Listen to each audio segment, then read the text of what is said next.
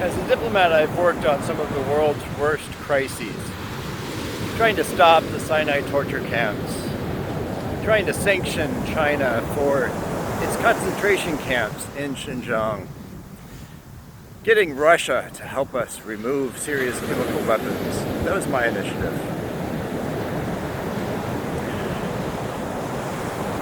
Working to sanction Russia for its invasions. Warning ahead of time of Russia's invasions of Georgia and years later, repeatedly in Ukraine. I work on the world's worst crises.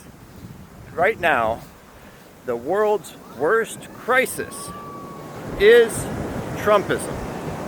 Inside of our country and around the world, Trump is such a disaster. Is destroying our government, our alliances, our world order single-handedly by doing what Gorbachev did to the Soviet Union. Except Gorbachev adopted Western values. Trump has adopted Putin's values. Authoritarian kleptocracy. He can rule as he wishes with terror, holding in check every last Republican who is spineless to stand up to him for fear of their position and of their lives. This Republican is not afraid of Trump, even though he has already put me under surveillance.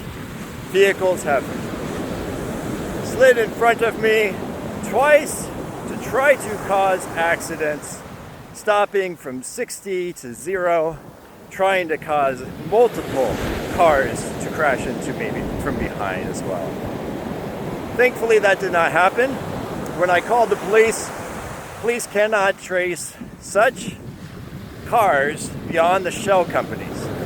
You know, one of the things that I pressed across the finish line was the Corporate Transparency Act, so that we could understand who are the beneficial owners of LLCs, so we don't have Iran being a beneficial owner of a skyscraper in New York at the height of sanctions. We got it across the line as a national security issue, like I recommended, rather than just anti-corruption. And it's stuck in the courts a little bit. But that's the type of thing that I'm asking for.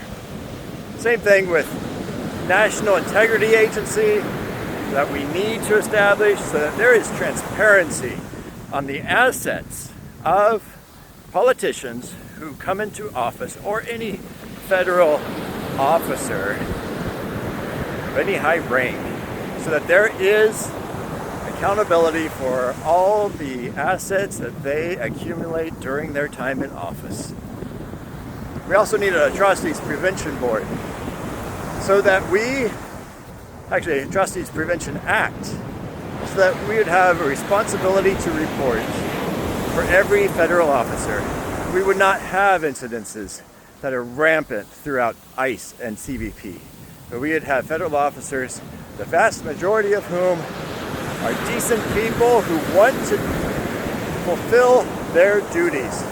And their duty needs to be to report on any officer who is going beyond the law to assault and kill other people, regardless of whether they're immigrants or Americans.